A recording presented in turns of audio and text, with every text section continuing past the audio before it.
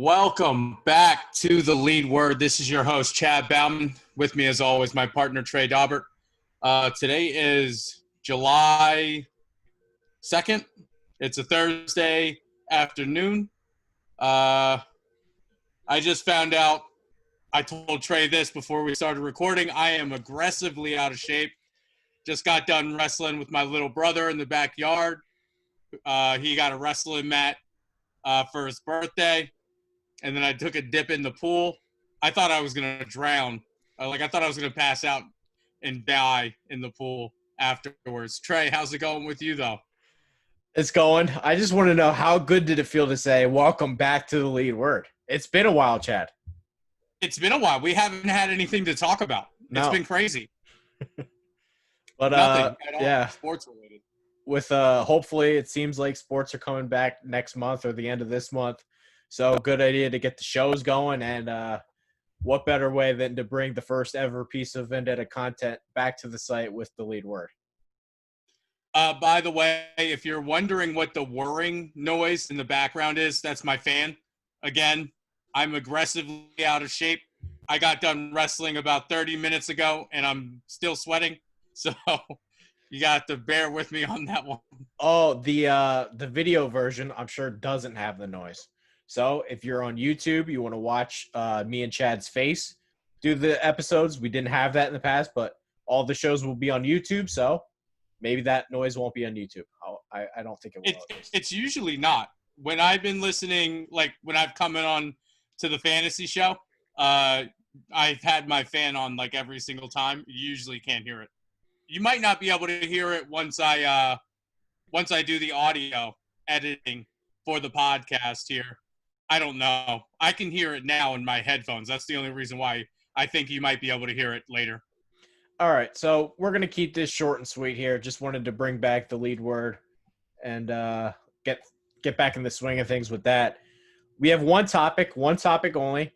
Cam Newton is a New England Patriot. I'm kind of surprised, but at the same time, not surprised. Chad? I'm not. Yeah, I'm not. What's your initial takeaway? What do you got here? I've been saying this since the season ended. You can go back. It's on tape.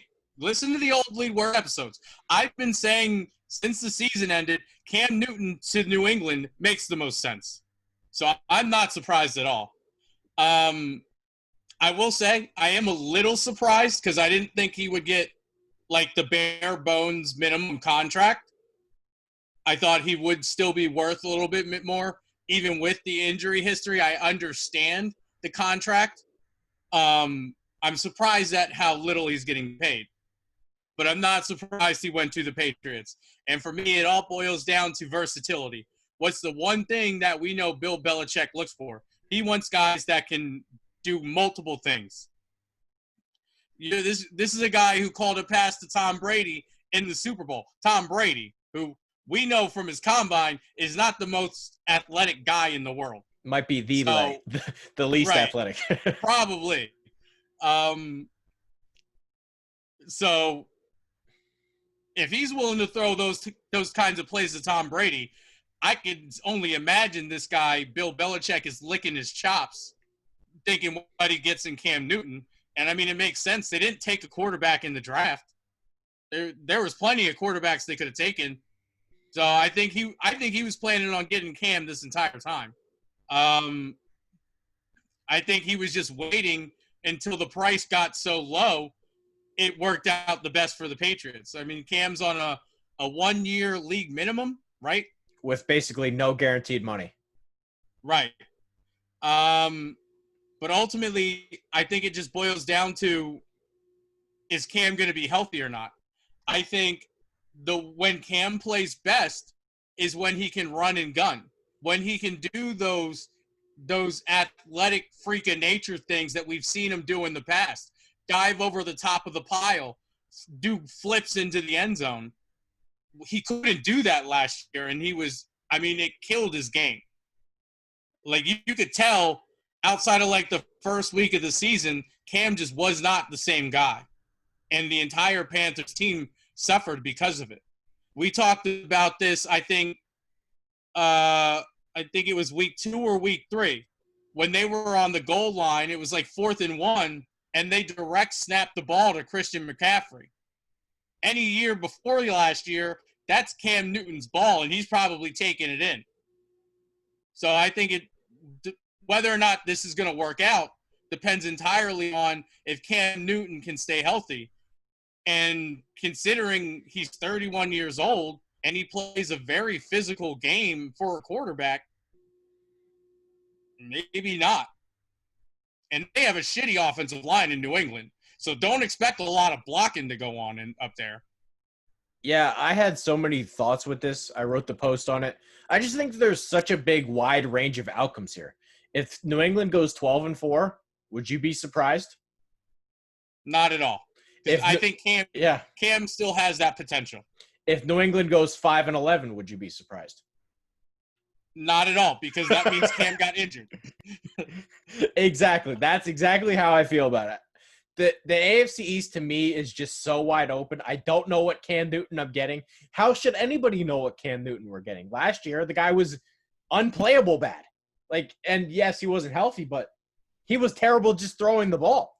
So I don't know. And then if people point that back to he's got to be 2015 MVP Cam Newton. He doesn't have to be that guy. 2018 Cam Newton was really, really good. He threw for 67%. And that's a guy who has struggled with accuracy in the past. He was unbelievable throwing the ball in 2018. So I don't know what we're getting. Do you have are you leaning one way or another? Because to me, I could flip a coin on this and just, I don't know. We'll see what happens. So to be honest with you, I'm hoping I can get him really cheap in fantasy. He's taken. So who has him in our league? I didn't see him on the list. Yeah, he's gone for $40 some bucks. Not really a discount. Oh, son of a bitch! I thought he was in the pool. Never mind then. I mean, again, I like Cam. I've always been a fan of Cam Newton's. I think, again, it's whether or not he can be healthy. He's 31 years old and he plays physical football. This isn't like we've been shitting on Tom Brady for months now because he doesn't have the arm strength anymore. I mean, it's one thing to line up Tom Brady back there and, he's throwing checkdowns, 5-yard passes every down. That's one thing. 5 yards is nothing. 10 yards is nothing. Unless it's a 10-yard out on the wide side of the field. Then maybe you're getting into a tough throw. But we're talking about, imagine if fucking 45-year-old Tom Brady needed his athleticism to be a good quarterback and he's lining up taking snaps. There's no way you would be confident in that.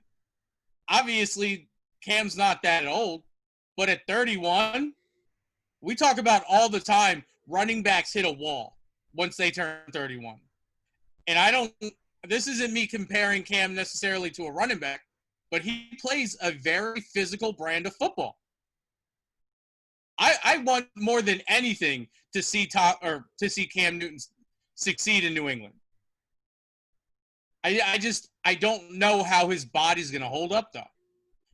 But, I mean, also the second side of that coin is, I mean, if anybody can get Cam Newton to be able to do things that don't require his just God-given physical gifts, it's that system in New England.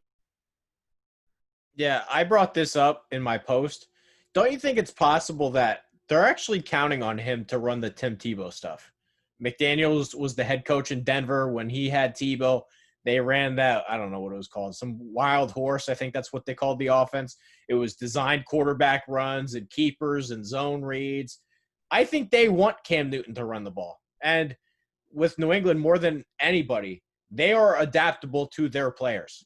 I think they want him to run the ball. Right. And that's a great thing about New England, too, is they change their offense to what their players do best. It's not, okay, this is our system, and you either do it or you don't. How many times do we see New England change their style?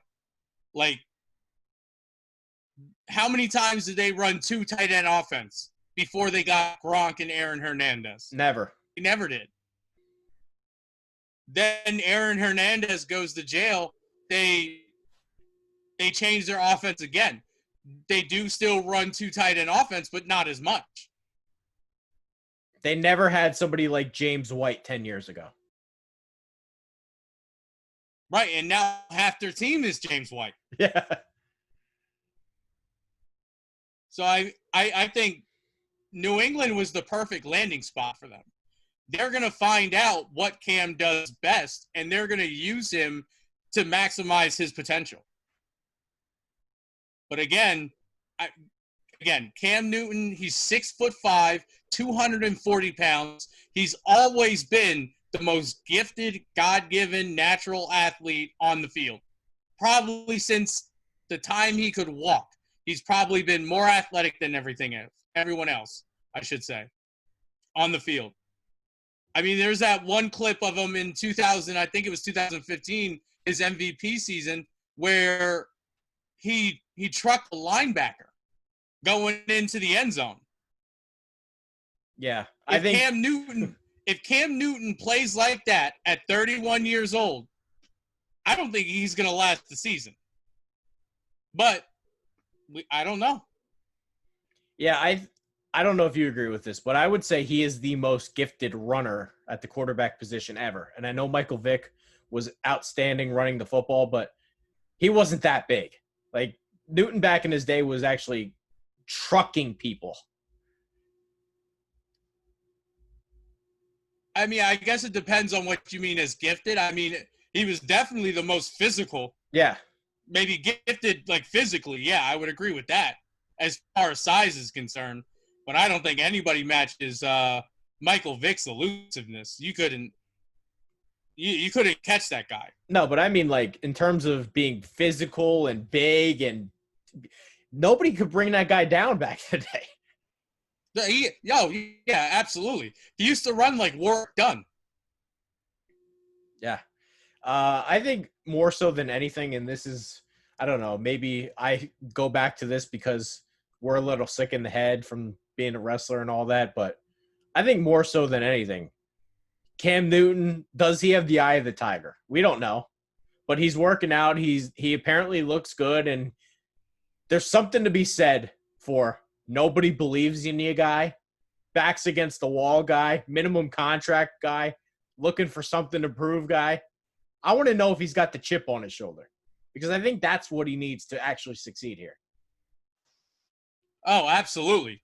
I think there's a lot of focus on like all of this just stuff that has nothing to do with football for Cam. Like, I don't know if you saw it. One of like the radio stations up in New England, they were talking about how they don't think Cam fits with their culture because he like celebrates and stuff like that. Yeah. Bill Belichick doesn't give a fuck if Cam Newton celebrates. As long as he's winning games, fucking Cam Newton could skydive into Gillette Field wearing a fucking rainbow onesie.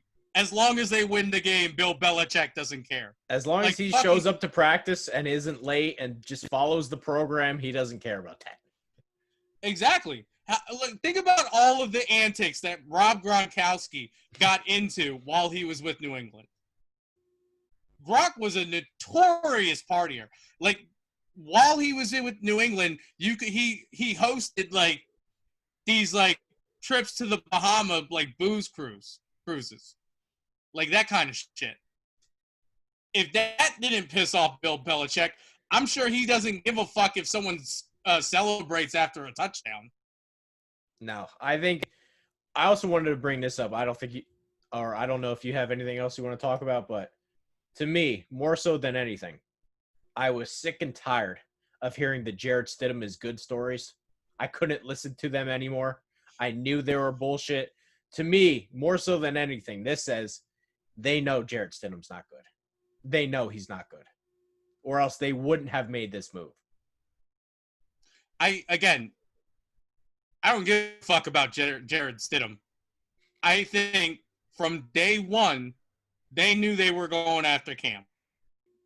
I think they knew it. I don't think there was a doubt in Bill Belichick's mind that said, I'm not going to be able to get this guy. And I think the Jared Stidham shit was just a ploy to try to throw everyone off the track of Cam Newton. I think that's all it was. You come out, yeah, we're happy with Jared. He's working out, blah, blah, blah, blah, blah. Bullshit. You wanted Cam the entire time. I think you're right. I think the other thing to point to, like, this is not Jimmy Garoppolo. Jared Stidham is not Jimmy Garoppolo. It is not close. That man cannot play a lick. I think more so than anything, New England, and they got the deal done. They should have been desperate to get this deal done, but it worked out for them. True. Absolutely. I 100% agree. I think, like I said, the entire time, I think Bill was just waiting like, hey, eventually this money is going to drop for Cam, and I'm going to be able to get him real cheap. And I think that's exactly what he did. He waited until he could get him real cheap. All right. I don't really have anything else here, Chad. Do you have anything? Not really. I mean, we could always talk about how, for like the first time in forever, we have like every sport going on right now. It's going to be coming back all at once. Yeah. NBA, NFL, MLB. baseball, if you're into that kind of stuff. Hey. Yeah, the fall should look crazy. It seems like everything's going to be happening at the same time. There's going to be so much. I think hockey is going to be playing too. Yep. Everything's going to be going. So this is just an unprecedented time. Like, not only in life, but just for sports in general, like, especially in sports. Like, when have we ever had all 4 major sports leagues going all at the same time? Shout out to the Women Crush Wednesday, too. UFC will be on, like they have been. Oh, yeah, definitely. Paige Van Sant might make an appearance, maybe. I think she's actually fighting soon. Yeah, she's fighting this weekend. There we go. All right, Chad, do you have anything else? No, that's it. Okay. Good little quick show. Yep, it's good to be back. Into the groove of things. It's good to be back. So let's go ahead and wrap it up. Like Trey said, don't forget to follow us on Twitter, the site Vendetta_media. You can check out Trey at Trey Daubert, TreyDaubert. Check me out on Twitter as well, at Lilfooted, LILFOOTD. Again, we want to get you subscribed to the YouTube page. That's very important. Not only will you get copies of the lead word on there, you can get the raw, unedited show, plus the video, because you'll be able to see both me and Trey, if you're into that sort of thing. Also, we have the fantasy show. We've been doing that one for quite a while. Trey started that with Alex and Scott Logish. So there, I've been on that, as I mentioned a few times. So if you're your fantasy league hasn't drafted yet, and you need some pointers, or you're trying to find some guys to pick up on the waiver wire, definitely check that out. But don't forget to subscribe when you do check it out. Other than that, thanks for giving us a listen, and we'll hopefully see you next week.